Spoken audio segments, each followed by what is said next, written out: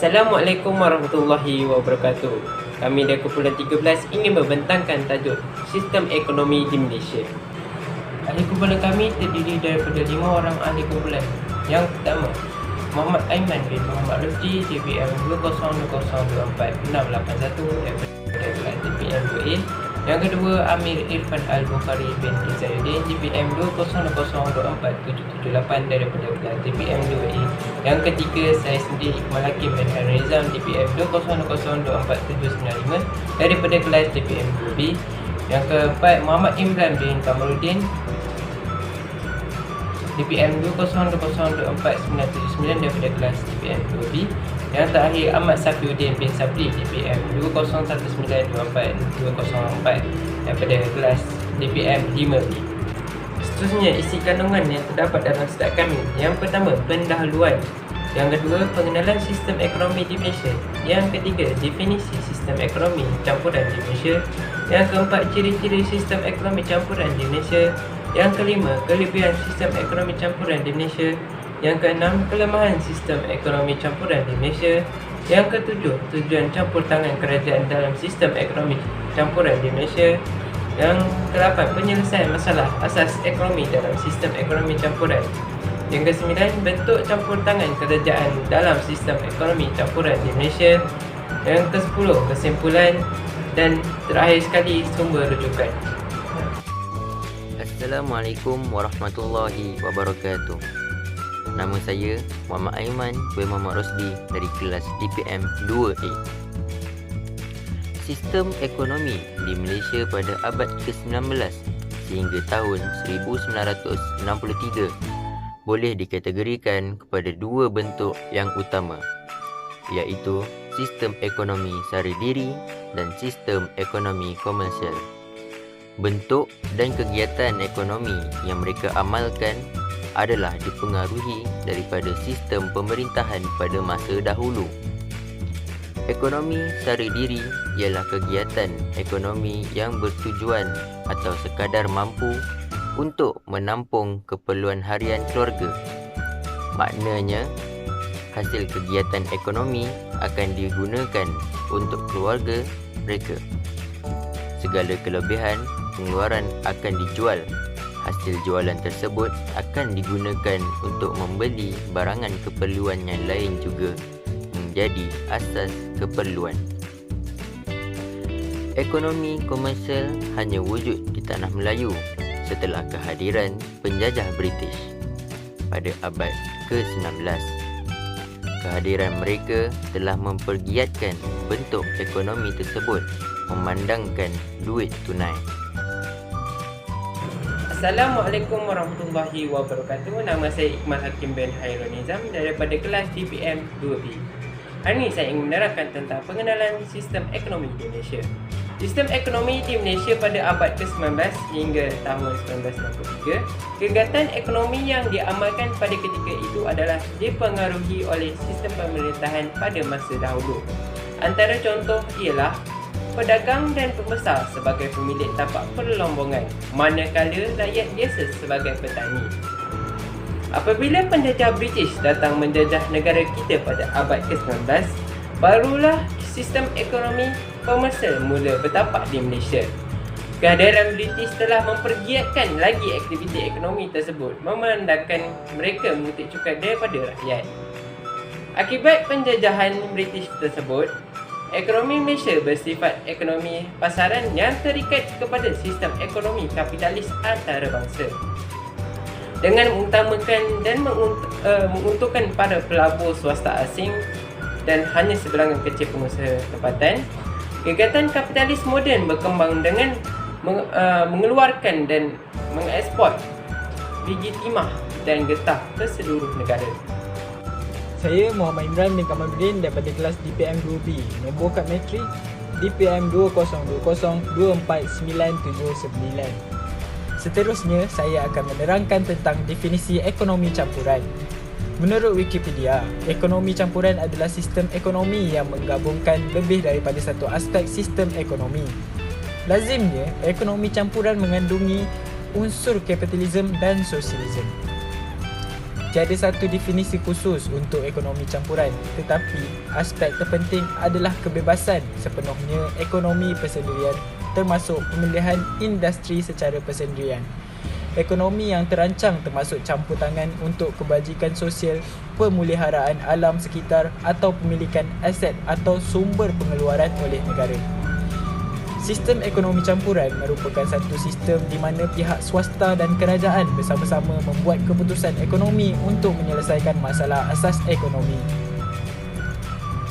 Sebagai contoh, Malaysia pada awal penubuhan Felda dan Felkra di mana menggunakan sistem ekonomi komunisme iaitu tanah dan rumah peneroka adalah hak milik kerajaan sepenuhnya. Namun begitu, keadaan ekonomi ini bertukar dari satu sistem ekonomi komunisme kepada sosialisme dan bertukar kepada kapitalisme yang mana pada masa sekarang tanah dan rumah Felda telah menjadi hak milik peneroka. Kejayaan Felda untuk menaik taraf ekonomi peneroka telah membuka luas mata negara-negara luar dengan sistem ekonomi campuran yang telah diamalkan oleh Malaysia. Seterusnya, saya akan menerangkan definisi ekonomi campuran di Malaysia. Campur tangan yang dapat kita lihat ialah sistem ekonomi campuran di Malaysia ini mengenakan cukai ke atas pengguna dan pengeluar. Selain itu, sistem ini juga memberi subsidi kepada pengguna dan pengeluar. Sistem ekonomi ini terlibat dalam penawaran barang dan perkhidmatan. Akhir sekali, ia juga mengadakan kawalan ke atas sektor swasta melalui perundangan. Assalamualaikum, nama saya Amir Irfan Al-Bukhari bin Izzaidin dari kelas DPM 2A. Hari ini saya akan menerangkan tentang ciri-ciri sistem ekonomi campuran. Untuk memahami sistem ini dengan lebih mendalam, amat wajar untuk kita mengetahui ciri-cirinya. Antara ciri-ciri sistem ekonomi campuran ialah: yang pertama, kegiatan ditunjukkan oleh pihak kerajaan dan juga swasta. Pihak kerajaan akan mengeluarkan barangan yang gagal disediakan oleh mekanisme harga bagi meningkatkan taraf kebajikan rakyat, manakala pihak swasta pula menyediakan barang yang dikehendaki oleh masyarakat bagi memaksimumkan keuntungan. Seterusnya, yang kedua ialah pilihan. Kedua-dua pihak, sama ada pengguna dan pengeluar, bebas membuat pilihan. Pengguna membuat keputusan ekonomi atas tujuan untuk memaksimumkan kepuasan, manakala pengusaha pula membuat keputusan ekonomi atas tujuan untuk memaksimumkan keuntungannya. Pihak individu dan juga pihak swasta bebas menggunakan faktor pengeluaran yang mereka miliki. Pihak kerajaan pula akan membuat pengawalan di pasaran supaya pihak swasta hanya mengeluarkan barangan yang memberi manfaat kepada pengguna. Seterusnya, yang ketiga ialah kegiatan ekonomi yang terkawal. Segala kegiatan ekonomi akan dipantau dan dikawal oleh pihak kerajaan dengan mengadakan peraturan dan undang-undang. Ini adalah untuk memastikan supaya kegiatan ekonomi tidak mendatangkan kesan luaran yang negatif yang akan menjatuhkan sistem ekonomi negara. Seterusnya, yang keempat, keputusan ekonomi. Dalam sistem ini, semua keputusan ekonomi akan ditentukan oleh pihak kerajaan dan mekanisme harga. Ini adalah kerana sumber ekonomi dimiliki oleh pihak kerajaan dan juga swasta. Keputusan kerajaan bertujuan untuk meningkatkan kebajikan masyarakat dan swasta pula bertujuan untuk memaksimumkan keuntungan. Semua firma bebas untuk bersaing tetapi mestilah dalam kawalan kerajaan. Firma juga bebas menentukan jumlah barangan yang dikeluarkan, kaedah pengeluaran dan sasaran barang yang dikehendaki. Kerajaan yang akan campur tangan bagi mengatasi kelemahan mekanisme harga dan juga mengeluarkan barangan yang tidak dikeluarkan oleh pihak swasta. Sebagai kesimpulannya, untuk menjadi sebuah negara maju, kebanyakan negara mengamalkan dasar ekonomi campuran. Begitu juga negara kita mengamalkan konsep sistem ekonomi campuran dan sedang menuju pembangunan yang pesat, mengamalkan pasaran, berorientasikan negara dan secara terbuka. Seterusnya, saya Ahmad Safiuddin bin Sabri daripada kelas DPM 5B. akan membentangkan kebaikan sistem ekonomi campuran. Okey. Terdapat beberapa kebaikan dalam sistem ekonomi campuran ini. Di antaranya ialah pengguna mempunyai kebebasan dalam memiliki faktor-faktor pengeluaran. Kedua, pengguna mempunyai kebebasan dalam pengguna barang dan perkhidmatan bagi memastikan bahawa mereka akan dapat memaksimalkan kepuasannya.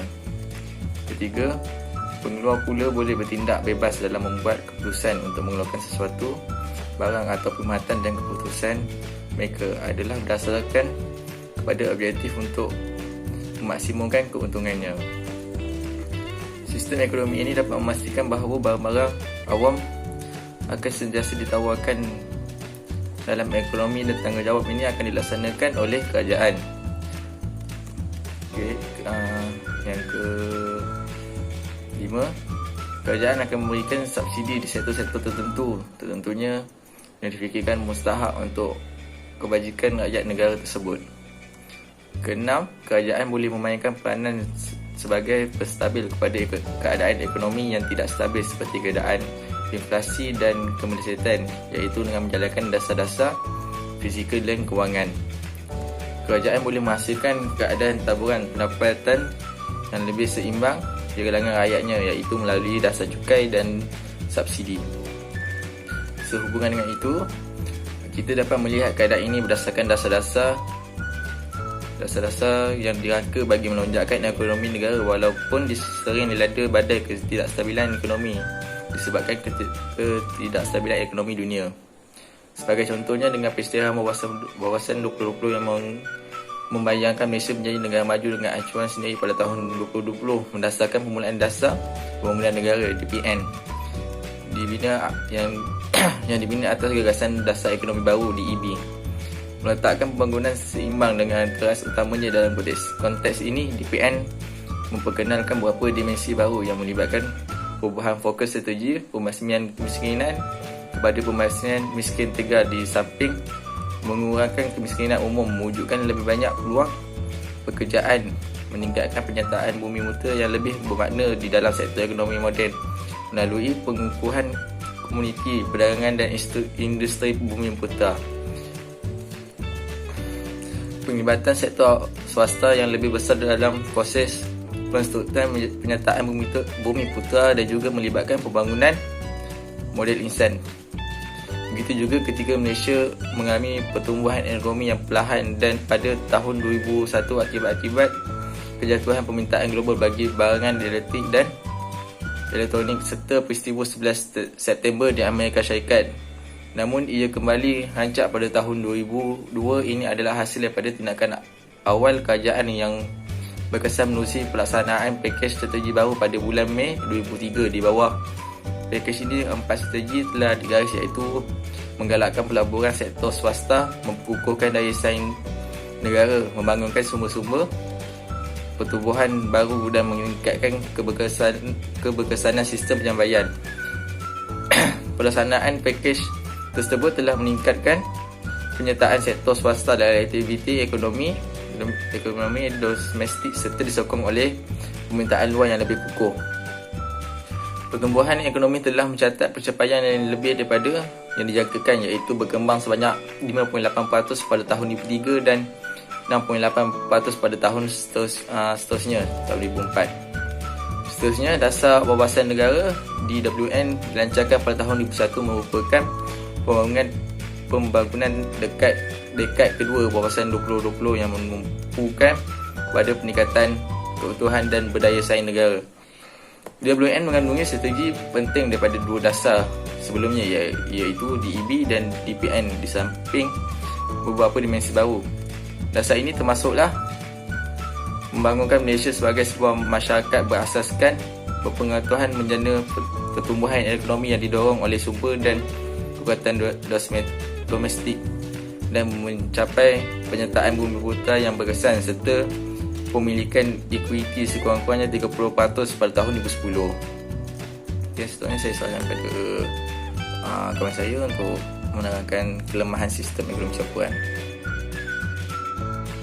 Pada slide ini, saya akan menerangkan kelemahan sistem ekonomi campuran di Malaysia. Kelemahan yang saya dapati ialah sistem percukaian yang dilaksanakan oleh pihak kerajaan akan mengganggu tingkat kebajikan rakyat di negara tersebut, terutama bagi golongan kaya. Selain itu, sistem percukaian ini juga akan mengganggu aliran perjalanan perdagangan yang wujud di sesebuah negara. Kembali bersama saya lagi. Untuk kali ini saya akan menerangkan tentang tujuan campur tangan kerajaan dalam sistem ekonomi campuran di Malaysia. Yang pertama, mewujudkan kestabilan ekonomi. Menstabilkan ekonomi melalui dasar fizikal dan kewangan supaya ekonomi mencapai pertumbuhan ekonomi pesat, guna tenaga penuh, tingkat harga stabil dan keseimbangan pembayaran. Yang kedua ialah menyediakan barangan awam. Mengeluarkan barang awam untuk meningkatkan kebajikan dan pembangunan negara. Contohnya seperti pengangkutan awam dan banyak lagi. Yang ketiga, mengelakkan amalan monopoli. Kuasa monopoli yang wujud di bawah mekanisme pasaran perlu dikurangkan atau dihapuskan kerana monopoli akan mencemarkan sistem pemasaran di negara kita. Yang keempat, merapatkan jurang pendapatan negara melalui percukaian dan pemberian subsidi. Yang kelima ialah menghapuskan kesan luaran yang negatif. Pelaksanaan undang-undang dapat menghapuskan kesan luaran yang negatif yang wujud akibat daripada individu yang hanya bermotifkan memaksimumkan keuntungan untuk diri sendiri. Dan yang keenam, mengawal aktiviti pengeluaran yang bertentangan dengan undang-undang. Kerajaan akan menyekat aktiviti pengeluaran ini demi kepentingan masyarakat. Contohnya seperti pengeluaran dadah. Ini ialah penyelesaian masalah asas ekonomi dalam sistem ekonomi campuran. Persoalannya, apakah jenis barang dan perkhidmatan yang akan dikeluarkan? Ianya diselesaikan oleh pihak kerajaan dan juga swasta.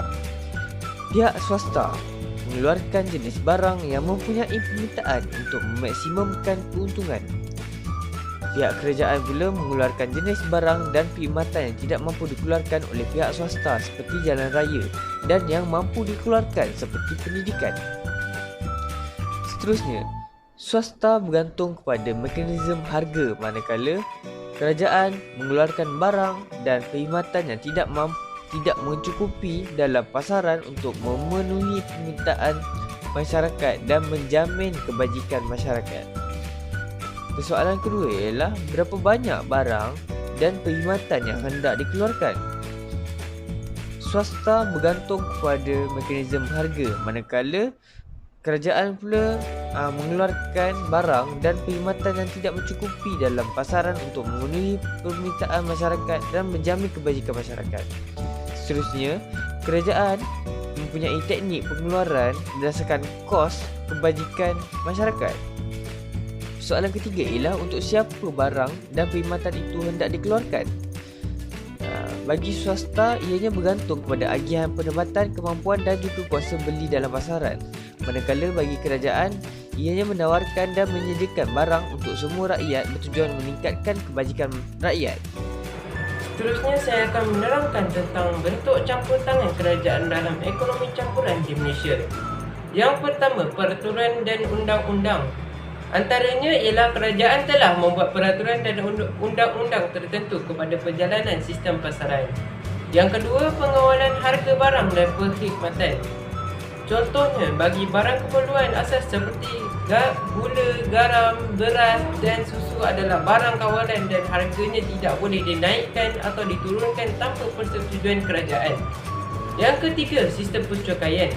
Sistem percukaian bertujuan menambah pendapatan kerajaan dan mengurangkan pengguna terhadap sesuatu barang. Yang keempat, subsidi. Subsidi ialah pemberian subsidi oleh kerajaan akan mengurangkan kos pengeluaran kepada pengeluar. Selain itu, jumlah subsidi yang akan dinikmati oleh pengeluar bergantung kepada keanjalan permintaan dan keanjalan penawaran. Yang terakhir ialah pemilik kerajaan. Pemilik kerajaan adalah kerajaan akan memiliki negarakan dalam sesuatu firma supaya firma tersebut dapat menguasai seluruh pasaran dan dapat menghasilkan keluaran untuk menikmati ekonomi bilangan. Kesimpulannya, sistem ekonomi campuran memerlukan dorongan daripada pemerintah supaya sistem ini boleh bertransformasi menjadi sistem pemerintah yang kohensif. Bukan itu saja, pengeluar juga harus bersedia dalam menghadapi pelbagai rintangan. Konklusinya, sistem ekonomi campuran perlu memberikan tumpuan terhadap kebebasan individu dalam perniagaan dengan adanya masyarakat yang adil. Okey, sampai situ saja kumpulan kita orang pada hari ini. Sekian, terima kasih. Akhir sekali ialah sumber rujukan. Ini adalah salah satu sumber rujukan kami melalui internet. Selain itu, kami juga mencari sumber rujukan melalui buku dan jurnal artikel. Sekian, wabillahi taufiq wal hidayah. Wassalamualaikum warahmatullahi wabarakatuh.